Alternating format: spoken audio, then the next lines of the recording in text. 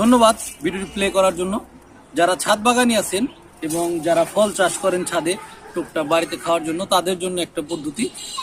ক্যামেরাটা এদিক নিয়ে আসুন। এই যে আপনারা দেখেন একটা পেয়ারা, হ্যাঁ, এটা আমার ছাদের একটা পেয়ারা। পেয়ারাতে দেখেন এই যে একটা কেমন জানি একটু কালো, এখানে একটু কালো, এখানে কালো, এখানে কালো, এখানে কালো। এটার কারণ কি? আমরা অনেক সময় দেখি না যে পেয়ারা গাছের ভিতরে পেয়ারা কাটার পরে ভিতরে কিরা হয়, ঠিক এই পেয়ারাটাতে সেই ঘটনাটা ঘটছে। এটা কেন ঘটছে?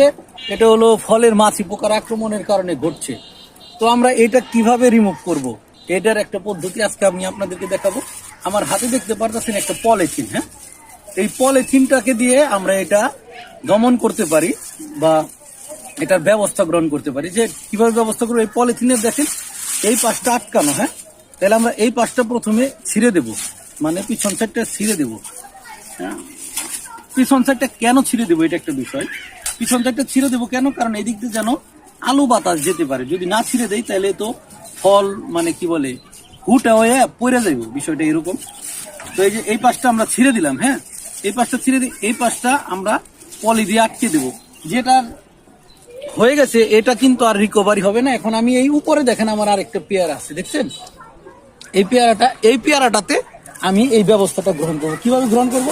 এই মুখটা প্রথমে এই দিক দিয়ে পেয়ারার মধ্যে এইভাবে আটকে দিলাম, হ্যাঁ, আটকে দিয়ে এখন আমরা এই পাশে গিট্টু দেব, গিট্টু দিয়ে দেবো এইভাবে।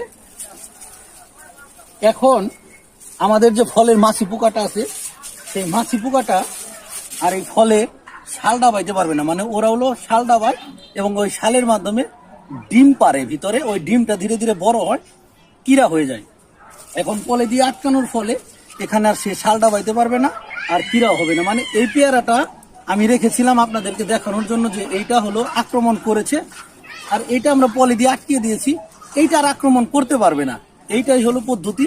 আপনারা যারা ছাদ বাগানি আছেন তারা এটা ট্রাই করবেন। ধন্যবাদ সবাইকে। এখন আমি তো বললাম যে স্পটের কারণে এখানে ফুড ফ্লাই আক্রমণ করছে, ভিতরে কিরা আছে। তো এটা এখন আমরা কাটবো।